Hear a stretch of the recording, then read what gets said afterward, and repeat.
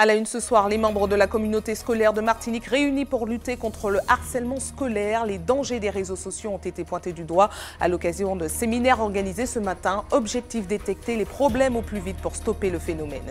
Le CHU de Martinique, bientôt géré par l'inspection des affaires sociales. 2 fonctionnaires auront pour mission de stopper la déroute financière de la structure. Le directeur général partira dès le 1er décembre prochain. Les stagiaires et étudiants du pôle consulaire de formation de Fort-de-France sensibilisés aux difficultés des personnes en situation de handicap. Un village a été mis en place au sein de leur établissement dans le cadre de la semaine pour l'emploi des travailleurs handicapés. Et puis la pêche aux oursins est ouverte depuis ce matin. Les professionnels de la mer auront 8 demi-journées pour pêcher uniquement en apnée notre caviar local. Le premier jour est prometteur en qualité, mais peut-être pas en quantité. Bonsoir à tous, heureuse de vous retrouver dans cette tranche info que vous pouvez suivre en direct sur Facebook. Nous commençons tout de suite avec ce phénomène qui est pris très au sérieux par le rectorat, le harcèlement scolaire. Un séminaire ciblé sur le cyberharcèlement a été organisé ce matin au lycée de Bellevue. Parents d'élèves, chefs d'établissement ainsi que tous les acteurs du secteur de l'éducation ont débattu sur ce gros problème qui est de plus en plus fréquent. Objectif, réussir à le détecter à temps. Reportage d'Alizé Lutran et de Guy Raphaël René. Cette scène de violence et d'humiliation n'est pas un cas isolé et se répand de plus en plus sur la toile. Le harcèlement scolaire toucherait 10% des élèves du primaire et du secondaire chez nous. Comme beaucoup, ces lycéens ont déjà été confrontés au phénomène.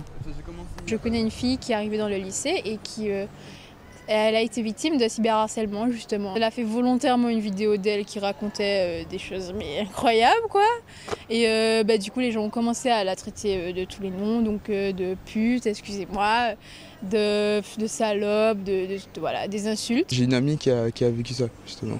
Et on faisait des photomontages et ça avait tourné dans tous les collèges, dans des lycées aussi. C'est discréditer une personne et c'est pas un comportement humain. En 2016, 37 cas de harcèlement en milieu scolaire ont été recensés chez nous, 46 cette année. Violences verbales, physiques, injures et moqueries répétées. Pas toujours évident pour les parents de déceler des attaques envers leurs enfants. Des parents inquiets, Yves en rencontre de plus en plus lors de réunions. Il y a dans un établissement où une élève a été tellement harcelée que du jour au lendemain, elle n'a plus voulu aller à l'école et il a fallu mettre tout le Bataclan en place pour essayer de le remonter et puis de faire en sorte qu'elle puisse ne pas décocher. Notre peur, c'est ça, c'est d'arriver devant le fait accompli où notre enfant est déjà dans le circuit de pouvoir se suicider ou finalement se couper carrément de la famille, quoi. Et l'inquiétude grandit depuis l'avènement des smartphones et des réseaux sociaux devenus vecteurs du harcèlement.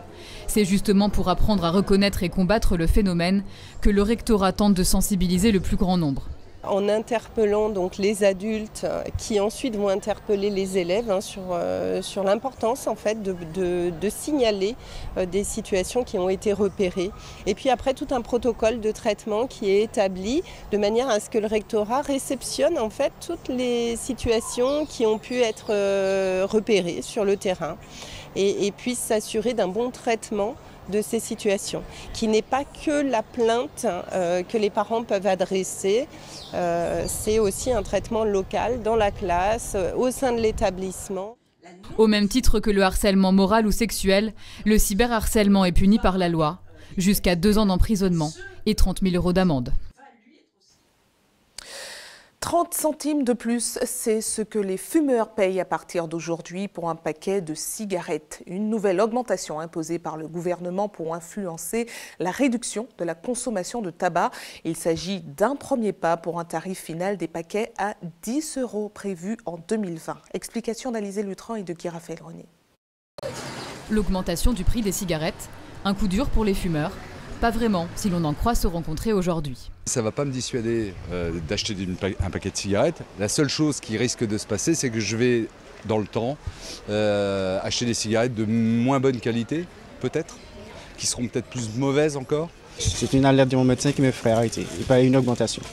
Je ne savais pas, je l'apprends aujourd'hui, mais concrètement, c'est un peu comme les images. Tout ça n'est pas suffisamment freinant pour que les gens arrêtent de fumer ou bien décident d'arrêter par rapport à une hausse. Ce serait 10 €, je pense qu'il y en a quand même qui continuera à fumer.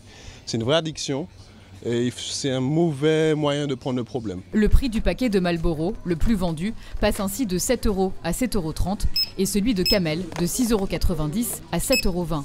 Dans cette station-service, on écoule entre 20 et 40 cartouches de cigarettes par jour. Pour l'heure, l'augmentation du prix du tabac ne semble pas être un frein à la vente. Le chiffre reste au même niveau. Ça se vend très bien. Là, c'est pas vraiment un grand frein en fait. La plupart du temps, ils viennent, ils sont réticents, mais ils prennent quand même le paquet de cigarettes. En Martinique, on fume 2 fois moins que dans l'Hexagone. Pour autant, la vente de tabac reste un business très lucratif chez nous. Le prix des cigarettes devrait encore grimper dans les mois à venir. Agnès Buzyn, la ministre de la Santé, a annoncé une hausse progressive des tarifs pour atteindre 10 € par paquet en 2020. Et nous poursuivons avec cette bonne nouvelle pour tous les amateurs de notre caviar local. La pêche aux oursins est officiellement ouverte depuis ce matin. De nouvelles règles sont imposées aux professionnels de la mer cette année, notamment utiliser uniquement un navire de pêche et avoir un nombre de personnes limité à bord. Ils doivent également être déclarés aptes à l'apnée, un règlement strict qui n'a pas freiné les pêcheurs du Vauclin qui ont embarqué avec eux le chanceux et gourmand Marc-Olivier Dream. À 5h30, les dernières embarcations quittent le port de pêche du Vauclin. Le lancement de la pêche aux oursins démarre ce matin. Gilles et ses 2 matelots ont décidé, eux, de faire cap au nord. Et ils ne sont pas tout seuls. Sur site, on effectue un premier repérage. Pas très concluant, même si les œufs sont à point.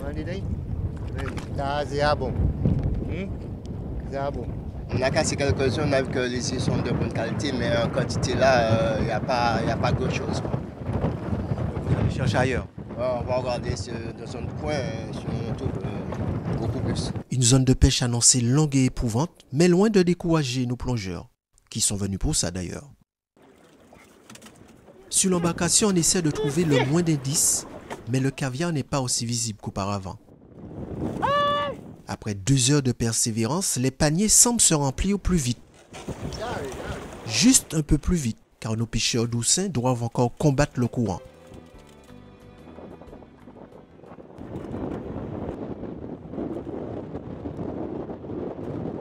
Déjà un peu plus de 4 heures se sont écoulées.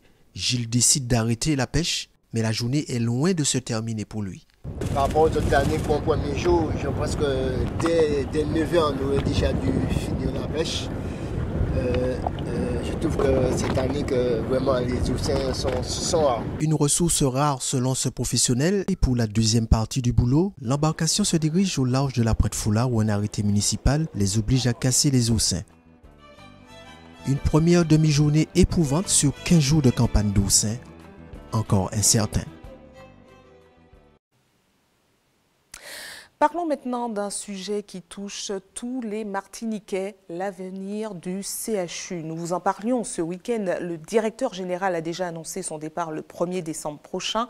2 fonctionnaires de l'inspection des affaires sociales seront désignés pour administrer provisoirement le centre hospitalier de Martinique avec pour objectif principal stopper la déroute financière de l'établissement. Voyez les précisions de Jean-Marc Dabreu. Le CHU de Martinique, placé directement sous la surveillance du ministère de la Santé via l'inspection générale des affaires sociales. La mission première de l'administration provisoire, faire baisser la masse salariale. Jusqu'à présent, lorsqu'un service demandait du personnel, on recrutait. Et c'est ce qui fait que les effectifs n'ont cessé de croître sur les dernières années. Je peux ainsi vous dire que depuis la fusion des 3 établissements de Trinité, Lamentin et de Fort-de-France, au 1er janvier 2013, il y a eu plusieurs dizaines d'emplois supplémentaires. Donc on ne peut pas continuer comme cela. C'est une charge salariale et cela tombe à un moment où l'activité de l'établissement ne progresse plus.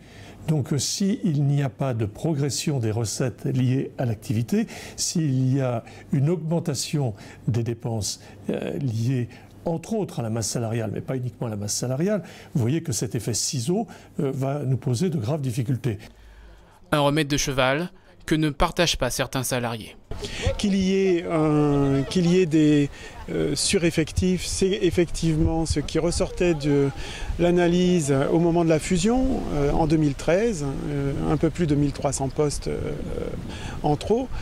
Apparemment en trop, mais il faut replacer ça dans le contexte de notre hôpital où le matériel qui manque de maintenance. Les équipements industriels qui sont en grande difficulté nécessitent de compenser l'absence de mécanisation et d'automatisation par du personnel humain. La situation s'est aggravée depuis 2013, moment où le CHUM regroupe 7 établissements lors de la fusion des hôpitaux de Trinité et du Lamentin pour en faire le premier employeur de l'île avec 5000 salariés. L'offre de soins organisée en Martinique dans les 20 dernières années avait une multitude d'établissements qui n'étaient pas en cohérence, qui ne travaillaient pas ensemble, où les services se faisaient la concurrence. Et ça n'était pas possible d'équilibrer la dépense de soins pour une population restreinte de 400 000 habitants. Il aurait fallu 1 500 000 habitants. Le nom des 2 fonctionnaires de l'IGAS n'est pas encore connu, mais leur feuille de route est claire. Remettre sur pied le CHU de Martinique. Les conditions de vie des travailleurs handicapés enseignées aux stagiaires et étudiants du pôle consulaire de formation de Fort-de-France. Un village a été mis en place dans leur établissement dans le cadre de la semaine pour l'emploi des travailleurs handicapés. Et Luis Sabas s'est rendu sur place. Regardez. EDF Martinique, service raccordement, bonjour. Ce poste de conseiller clientèle, cela fait 2 ans que Christophe l'occupe. Une référence à me communiquer, s'il vous plaît? Depuis qu'il est en situation de handicap, après s'être blessé au dos. Un état dont il a fait part uniquement à sa direction, qui a fait le nécessaire en aménageant son poste de travail. Concernant mon intégration au sein de l'IEF, ça s'est très bien passé. J'ai mis mon responsable au courant de ma situation de handicap et il m'a proposé justement de me fournir un nouveau siège. C'est juste un siège plus ou moins adapté à mon handicap, donc à mes douleurs lombaires. Un siège un peu plus confortable pour une intégration rapide, mais probablement facilité par un handicap non visible. Un handicap visible, ça peut certaines fois freiner que ce soit la personne concernée par cet handicap ou bien son entourage. Bon, dans mon cas, ça a été relativement bien. Mais l'insertion n'est pas toujours facile.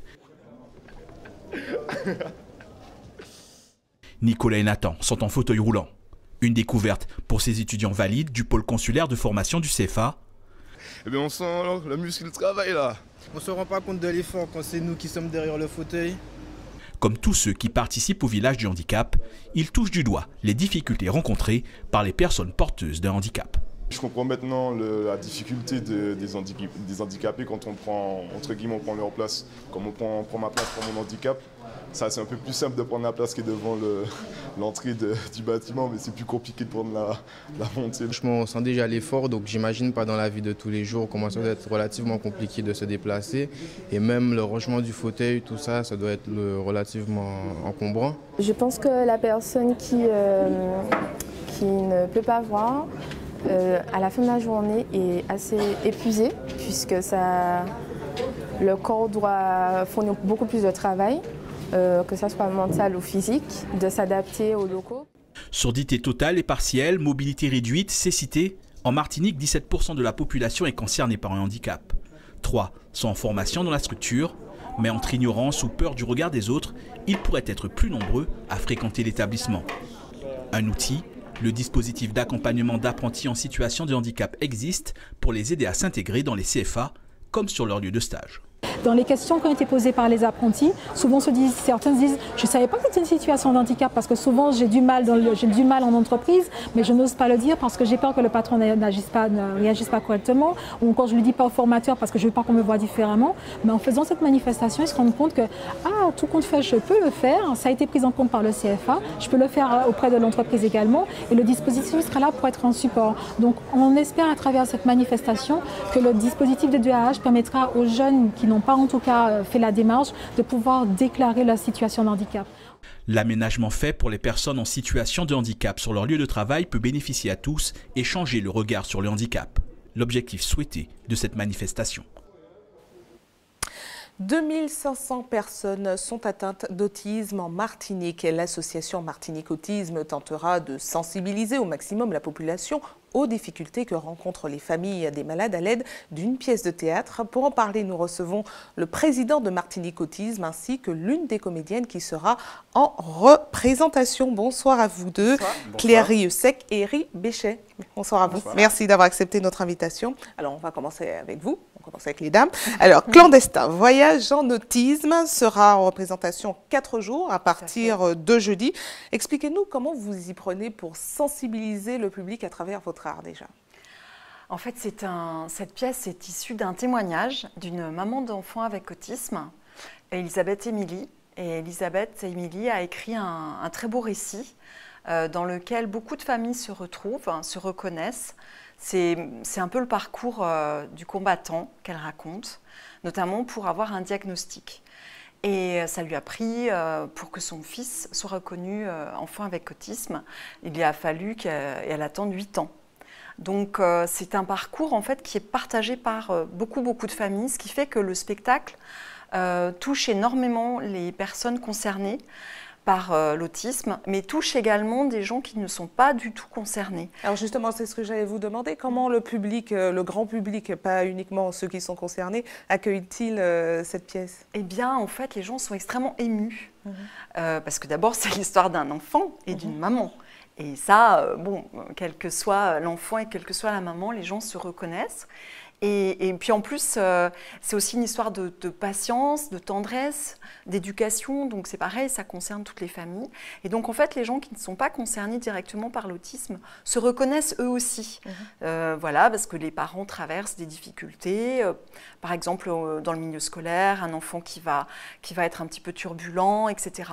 Donc en fait, cette pièce touche également tout le public et notamment les jeunes aussi qui viennent voir le spectacle sont très émus parce qu'en fait c'est un peu comme dans le reportage que vous avez présenté tout à l'heure. Tout d'un coup les gens se disent « Ah mais en fait je n'avais jamais réalisé la difficulté que pouvait représenter un handicap invisible » en l'occurrence l'autisme. Et donc les jeunes qui viennent voir le spectacle, les lycéens, les collégiens, sont très émus et ils disent moi qui dis des fois pour rigoler, le gogol, ou voilà, ils se disent ah mais je ne savais pas que c'était si dur, etc. Donc ils sont très émus en fait, ça joue beaucoup sur la corde sensible. Eric Béchet, on l'a dit, 2500 personnes sont atteintes d'autisme en Martinique, c'est reconnu comme un trouble. C'est ça? Comment on peut le qualifier de trouble, de maladie? De trouble envahissant du développement. Alors, nous sommes régulièrement, nous, à la rédaction d'ATV, alertés par les difficultés que rencontrent les familles pour accueillir leur enfant. Dites-nous, vous, en tant que président, qu'en est-il concrètement? Disons que la Martinique bénéficie de quelques moyens, mais qui restent encore insuffisants par rapport au nombre de personnes en situation de handicap autisme. D'accord. Alors, on a l'image des enfants autistes comme ceux qui ont du mal à communiquer avec le reste du monde, qui sont enfermés dans leur propre monde. Ça ne se résume pas qu'à ça, finalement? Non, pas du tout. Dites-nous en plus. Les personnes qui sont atteintes d'autisme, grosso modo, il y a trois critères qui permettent de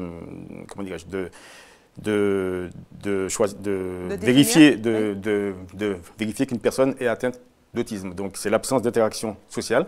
La personne qui est autiste n'ira pas vers les autres.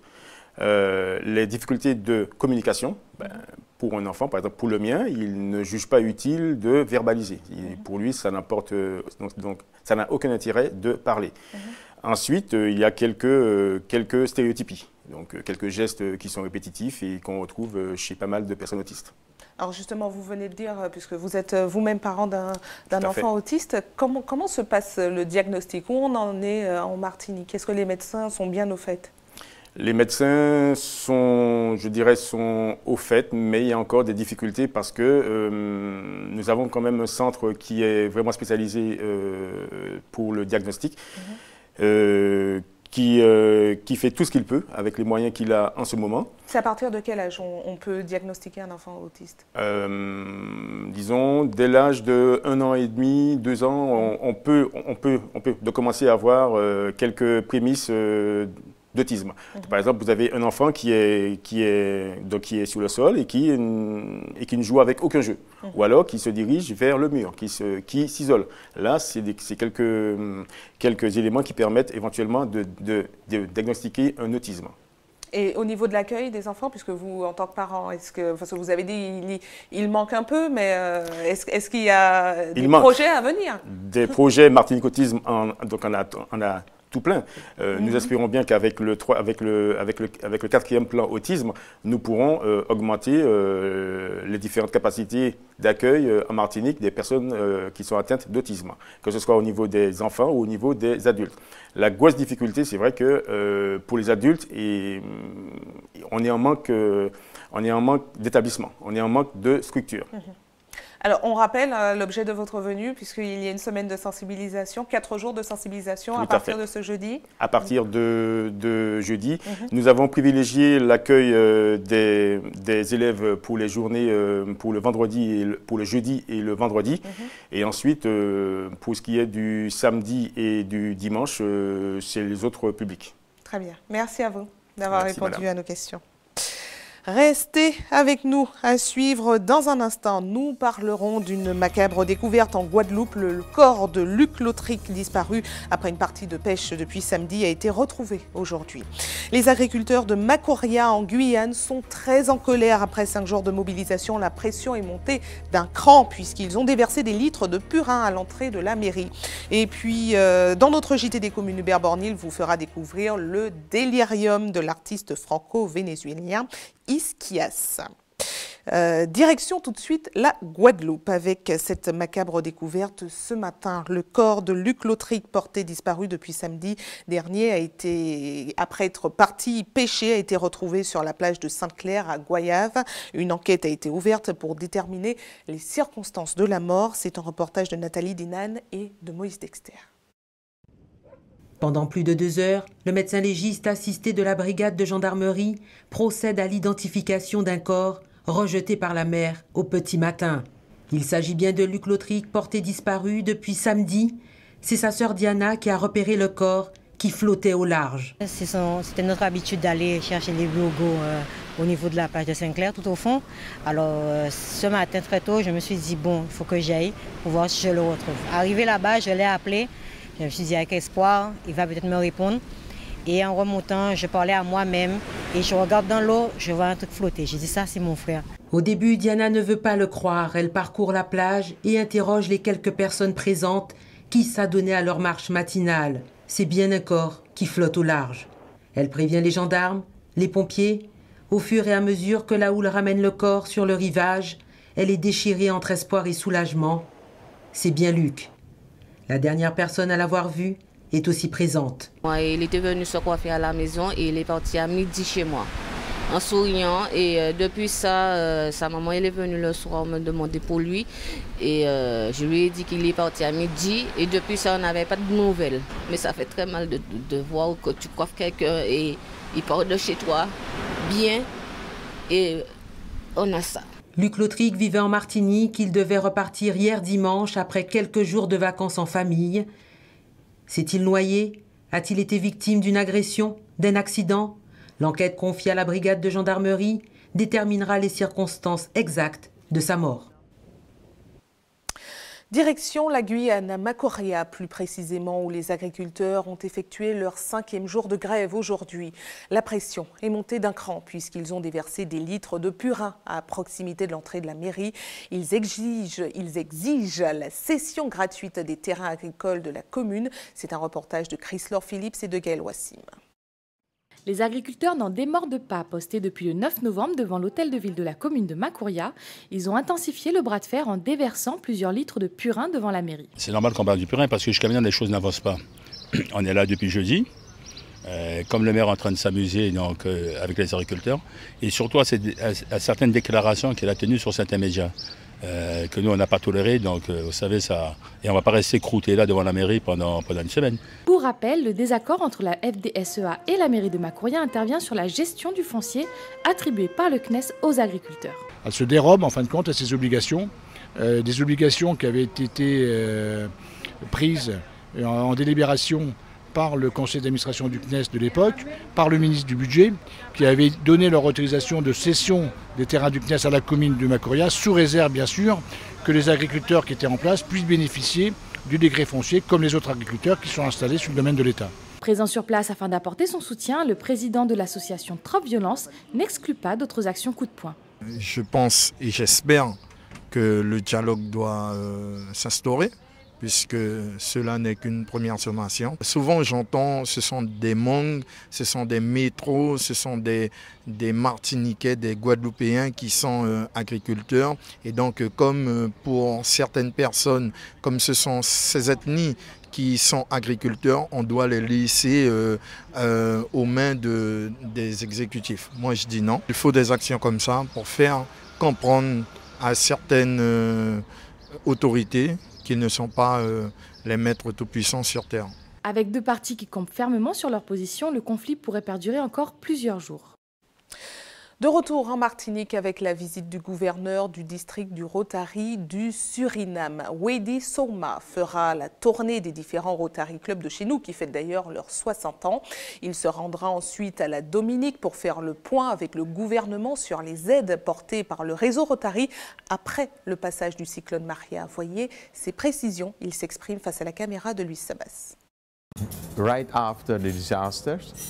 Rotary a mené de nombreuses actions, plusieurs actions après les terribles ouragans que nos îles ont pu connaître, notamment à la Dominique et à Saint-Martin. J'irai d'ailleurs à la Dominique très prochainement. Il y a eu un certain nombre d'actions de court terme qui ont été organisées pour collecter de la nourriture, pour collecter de l'eau. Donc la Martinique a mené de nombreuses actions et le Rotary a mené de nombreuses actions au départ de la Martinique. Mais au-delà de ces actions de court terme, ce qui est important aussi au niveau du Rotary, c'est de s'inscrire dans la durée et de prévoir des actions sur du moyen et du long terme. Il y a eu des actions, il y a des actions sur la polio, mais il y a aussi des actions pour reconstruire des écoles qui sont des éléments pour nous qui sont très importants. Donc on veut s'inscrire sur le court terme certes, mais aussi sur des actions de moyen et long terme. Place au sport avec un retour comme chaque lundi sur les événements qui ont marqué le week-end. Le sacre de Kevin Carlini à la Martinique Cup en jet ski. En sport collectif, la Coupe de France était au programme en basket et football. Pour le football, la Martinique n'est plus en lice à l'issue du 7e tour. Et pour le basket, la Gauloise chez les femmes et le Golden Lion au masculin disputeront le prochain tour. Retour sur un week-end de sport avec Loïc Régis, José Le Chertier et Caril Chassol. En jet ski, la 12e édition de la Martinique Cup est revenue hier après-midi au diamant à Kevin Carlini. Il a remporté 5 des 10 courses au programme pendant tout le week-end. Alexandre Barré et François Médori complètent le podium. En natation, 5 clubs ont pris part hier aux interclubs à la piscine communautaire de la CASEM. Au final, par équipe chez les femmes, François Natation Club devance Shellshare Natation 2000 et le Longvilliers. Chez les hommes, c'est le club du Lamentin qui s'impose devant l'Espadon et Shellshare Natation 2000. Sport collectif en football, pas de miracle pour les clubs martiniquais au 7e tour de la Coupe de France. En Bretagne, le Golden Lion a été atomisé par l'US Concarneau 7-0. Et en Martinique, samedi soir, le club colonial n'a pas réalisé d'exploit. Les clubistes battus par l'ASM Belfort 3-2. Football toujours, en match en retard du championnat de Régional 1. Le Golden Star a battu l'émulation sur le score de 2-1. Une victoire qui permet aux Étoiles d'Or de se hisser à la 6e place du classement. Chez les femmes également, on jouait 2 matchs en retard du championnat. Le Racing et l'Émulation se sont imposés. À l'issue de la 5e journée, les Violines sont 3e et l'Émulation 5e. En basket féminin, la Gauloise a remporté la finale départementale de la Coupe de France. Les Trinitéennes ont battu le Golden Lion 67-52. Chez les hommes, plus de réussite pour les Joséphins. Le Golden Lion a battu sans briller la Gauloise 75-72. Le 25 novembre prochain en Guyane, la Gauloise sera face à l'US Inamari et le Golden Lion affrontera l'ASC Tours. En handball féminin, le choc de la 6e journée du championnat de prix national a tourné hier après-midi à l'avantage de l'Arsenal. Victoire 23-20 aux dépens du Réveil sportif. Victoire également de l'USC Citron, de l'Entente AS Mendezès Gauloise et de l'Étoile de Rondeau. Au classement, invaincu, l'USC Citron est leader. L'Entente AS Mendezès Gauloise, le Réveil sportif et l'Arsenal suivent. Chez les hommes, le dernier match de cette 6e journée a vu hier soir la victoire de l'Espoir de Floréal. Pour le reste, l'USC Citron, le Réveil Sportif, la Gauloise et l'Étoile de Gondo se sont également imposés. Au classement, les Gros Mornais devancent Lamantinois, Floréalais et Citronnais. En volleyball féminin, la 5e journée du championnat d'excellence a été marquée par la victoire de l'Espoir dans le choc face à l'Éveil. L'Éclair et le Rayon se sont imposés. Au classement, en dépit de leur défaite, les Iléennes sont leaders devant l'Espoir et le Smash Club. Chez les hommes, le derby arlésien est revenu au RCA. Victoire également de l'Espoir et de l'Éclair. Au classement, les Lucéens mènent la danse devant Ansois et Foyalais. ATV toujours plus proche de vous, place tout de suite à notre JT des communes.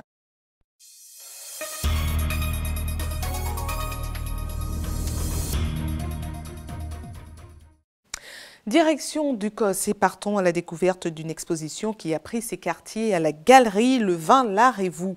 Baptisée Délirium, les peintures et dessins vous entraînent dans un délire de paysages tropicaux. L'artiste franco-vénézuélien Isquias Panier-Freno a la volonté d'offrir une perspective assez réaliste de notre île. Hubert Bornil et Michelet François l'ont rencontré. Regardez. On retrouve les œuvres d'un artiste plasticien, des peintures, également des tableaux qui parlent de la vie, qui parlent de la réalité, et tout ça dans une sorte d'humour. Ça vaut vraiment le déplacement.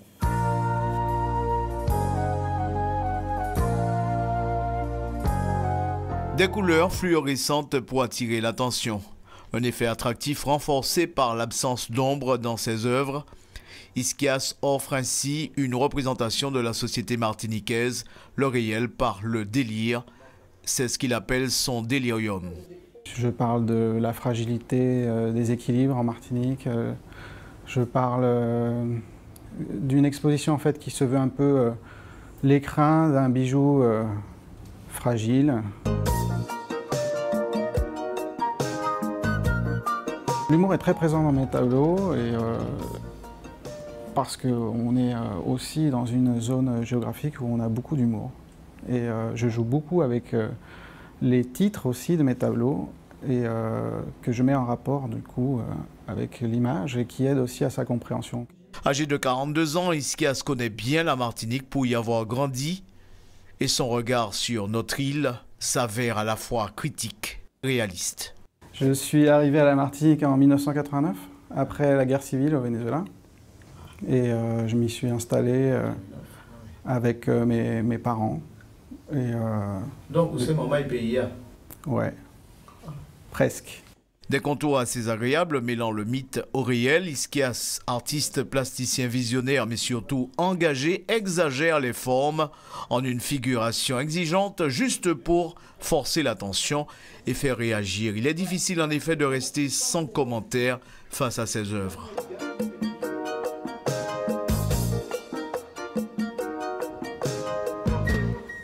Le délirium Isquias, c'est jusqu'au 30 novembre dans cette boutique qui se trouve à Canal du Cos, le vin, l'art et vous. Information pratique avant de refermer cette édition à l'attention de ceux qui souhaitent faire un don de sang demain. Un camion de l'EFS sera stationné de 8h à 13h sur le parking de la cité scolaire Jules Ferry au Lorrain. Et puis comme chaque jour ouvré, une équipe sera également à votre disposition de 9h à 16h à la Maison du Don au CHU Pierre Zobda-Kitman au quartier Laménard à Fort-de-France. Et c'est la fin de votre journal local et régional. Mais ne bougez pas, la tranche info continue. On retrouve Régine Germani dans un instant en Tchèque. A tout de suite.